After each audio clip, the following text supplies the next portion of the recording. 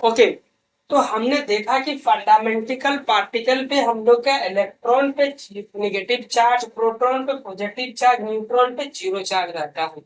हमने ये बात नहीं किया कि इलेक्ट्रॉन पे नेगेटिव चार्ज कैसे आता है, प्रोटॉन पे पॉजिटिव चार्ज कैसे आता है, न्यूट्रॉन पे जीरो चार्ज कैसे आता है। बस हम आपको एक इंफॉर्मेशन दिए, इलेक्ट्रॉन पे नेगेटिव चार्ज आता है, प्रोटॉन पे पॉजिटिव चार्ज आता है। अब बात आगे कि इलेक्ट्रॉन पे नेगेटिव चार्ज कैसे और प्रोटॉन पे पॉजिटिव चार्ज कैसे आता है। जो जीरो है उस पे बातें ही नहीं करेंगे, जिस पे जीरो है वो हमारा कोई काम का नहीं है, क्योंकि हमने शुरुआत में बात किया था कि जो इलेक्ट्रिक फोर्स है वो चार्ज बॉडी पे अप्लाई होता है, और यदि न्यूट्रॉन पे कोई चार्ज नहीं है तो हम उस पर बात नहीं करेंगे। ठीक है, तो अभी चलते हैं कि इलेक्ट्रॉन और प्रोटॉन पे पॉजिटिव चार्ज कैसे क्रिएट होता है। ठीक है, आप चाहो तो स्क्रीनशॉट ले सकते हैं। ओके, अब ध्यान से जानते हैं, बारीकी से जानते हैं किसी भी बॉडी का स्ट्रक्चर कैसा होता है। यदि नहीं जान रहे हैं तो आप सुनो। कोई भी फंडामेंटल पार्टिकल जिस घरों में रहता है उसको बोलते हैं एटम। क्या बोलते हैं? एटम बोलते हैं। और एटम का जो स्ट्रक्चर होता है हमारा यूनिवर्स जैसा। यूनिवर्स कैसा है भाई? यूनिवर्स यहाँ पे हम लोग का सन है और उसके सराउंडिंग में हमारे प्लेनेट है। प्लेनेट बोले तो जैसे हमारा अर्थ वगैरह हो गया, इस तरह से। तो ये जो सराउंडिंग में घूमता वो है आपका इलेक्ट्रॉन, और जो प्रोटॉन है वो यहाँ सेंटर पे रहता है। तो प्रोटॉन कहाँ रहा? प्रोटॉन माने पी सेंटर पे, इलेक्ट्रॉन माने ई यहाँ पे। तो प्रोटॉन और इलेक्ट्रॉन का चार्ज किसी बॉडी पे हमेशा जीरो, किसी बॉडी पे इक्वल रहता है। क्या रहता है? इक्वल रहता है, यानी प्रोटॉन बराबर इलेक्ट्रॉन हमेशा होता है। नंबर, तो इन दोनों के बीच का चार्ज क्या रहेगा? जीरो रहेगा। अब आप बोलोगे कैसे जीरो कैसे रहता है बराबर हो गया तो जीरो कैसे हो गया सर? जीरो इसलिए होता है क्योंकि चार्ज का जो मैग्नीट्यूड होता है वो इन दोनों में बराबर होता है। अच्छा, एक नया वर्ड आया, चार्ज का मैग्नीट्यूड। चार्ज का मैग्नीट्यूड कितना होता है किसी एक इलेक्ट्रॉन में? तो एक इलेक्ट्रॉन में चार्ज का मैग्नीट्यूड होता है 1.6 इंटू 10 की पावर -19।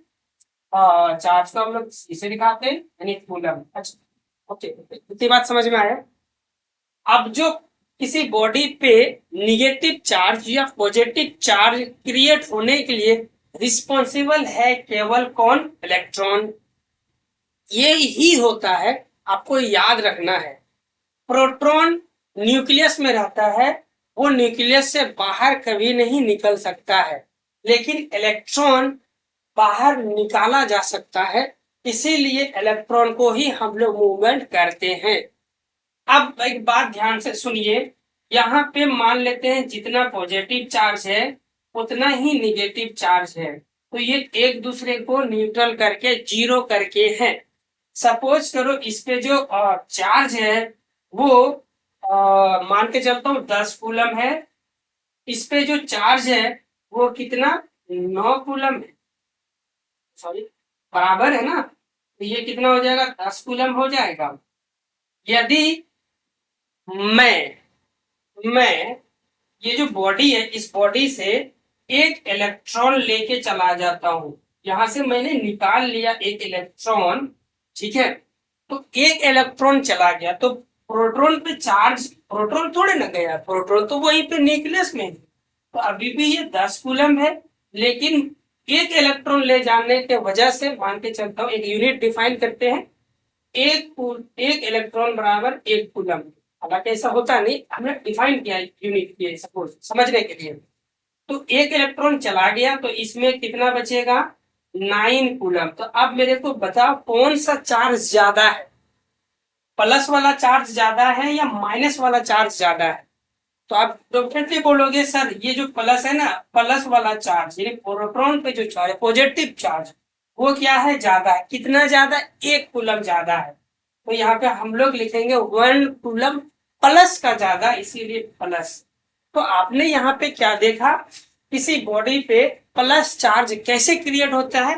इलेक्ट्रॉन के जाने से क्रिएट होता है। ये बात समझ में आया?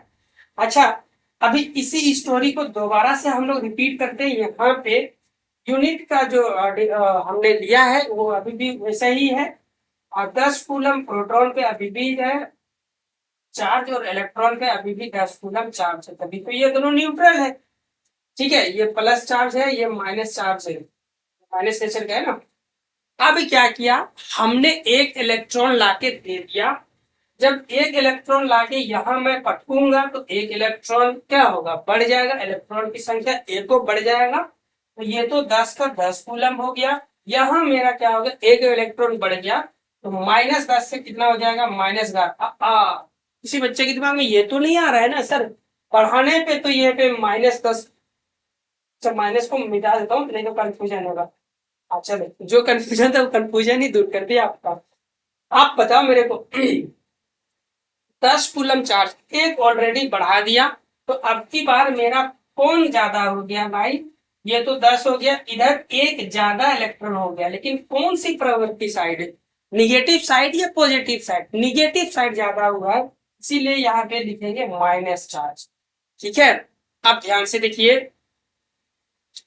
किसी बॉडी पे केवल ऐसे ही लिखा हुआ है, कुछ नहीं लिखा हुआ है, पढ़ने सिखाता हूँ आपको। किसी बॉडी पे सपोज करो 2 कूलम लिखा हुआ है, इसकी प्रवृत्ति क्या होगा अभी हम लोग नहीं बता सकते, लेकिन जैसे ही मैं यहाँ पे लिखूंगा प्लस, तो हम लोग बताएंगे पॉजिटिव चार्ज कितना है, 2 कूलम है। इसको ऐसे पढ़ते हैं। अब मान लिया कि -10 कूलम है, तो हम लोग ये बोलेंगे किसी बॉडी पे 10 कूलम निगेटिव चार्ज है, ये निगेटिव है ना, निगेटिव चार्ज है। ठीक है, ओवरऑल इस पूरा कहानी का सार ये हो गया कि किसी भी बॉडी पे हम लोग चार्ज को देते हैं बाय फोर्सली। आप लोग रैंडम ऐसे हवाबाजी में नहीं लो चार्ज लो, ऐसे नहीं, हम लोग को फोर्स वहां लगाना पड़ेगा, इलेक्ट्रिक फोर्स, बैटरी वगैरह लगाएंगे ना, तो आप लिए हम लोग करंट इलेक्ट्रिसिटी में सीखेंगे कि चार्ज कैसे होता है। अच्छा चलो, तो हमने ओवरऑल क्या देखा, किसी बॉडी से, इसको मैं इरेज कर देता हूँ, अच्छा यहीं पे लिखता हूँ, किसी बॉडी में यदि हम लोग का इलेक्ट्रॉन जाता है, मतलब लॉस होता है, इलेक्ट्रॉन का लॉस होता है, तो उस पर पॉजिटिव चार्ज क्रिएट होता है। और किसी बॉडी पे यदि इलेक्ट्रॉन आता है, आने पर हम लोग बोलते हैं प्रॉफिट हुआ ना, प्रॉफिट को साइंस के टर्म में गेन बोलते हैं। क्या बोला अपन ने, गेन। यदि कोई इलेक्ट्रॉन इसमें आता है, ये इलेक्ट्रॉन यहाँ से चला गया, ये इलेक्ट्रॉन यहाँ मेरा आ गया, तो यहाँ पे निगेटिव चार्ज क्रिएट होता है। अब दूसरी बात जो आपको याद रखनी है और मेरे को जो समझानी है वो ये चीज है कि इलेक्ट्रॉन पे मास होता है, कितना होता है हम इसकी बात नहीं करते, वो कभी पूछता नहीं जैक बोर्ड में। इलेक्ट्रॉन पे मास होता है, प्रोटॉन पे भी मास होता है, न्यूट्रॉन पे भी मास होता है, तीनों पे मास होता है। तो हम लोग जो इलेक्ट्रॉन का जो मास है उसको मास ऑफ इलेक्ट्रॉन ऐसे दिखाते हैं mp से, मास ऑफ प्रोटॉन को mp से दिखाते हैं, मास ऑफ न्यूट्रॉन को n से दिखाते हैं। ठीक है, कितना होता है उसकी बात नहीं कर रहे, मास होता है, ये बात अपने को पता है, पता चल गया। अब लॉजिकली मेरे को आप जवाब दो कि जो इलेक्ट्रॉन यहां से जब गायब हुआ, मतलब चला गया, पॉजिटिव चार्ज क्रिएट, जब इलेक्ट्रॉन जाएगा तो क्या अपने साथ कुछ मास भी लेके जाएगा ना, क्योंकि मास तो होता ही है। इलेक्ट्रॉन ने चला गया तो छोटा सा मास भी लेके चला गया। जब मास लेके चला गया तो इस जो बॉडी है, इस बॉडी का मास में इंक्रीजिंग होगा या डिक्रीजिंग होगा, तो मास में डिक्रीजिंग होगा, क्या होगा, मास में डिक्रीजिंग होगा। तो ये दोनों बात आपको याद रखना है। किसी बॉडी पे प्लस चार्ज है, इलेक्ट्रॉन लॉस की वजह से होता है, लॉस होने से इलेक्ट्रॉन चला जाता है, अपने मास को साथ ले जाते हैं, तो इसीलिए थोड़ा सा होल बॉडी का मास डिक्रीज हो जाता है। अब चुपचाप ये वाला बात आप समझ गए होंगे, इसमें तो इलेक्ट्रॉन आ रहा है, आ रहा है तो मास भी लेके आ रहा होगा।